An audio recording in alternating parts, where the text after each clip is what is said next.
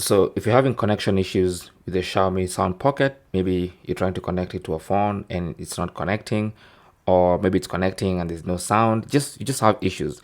The easiest way to get around that is to first of all go to the paired phone.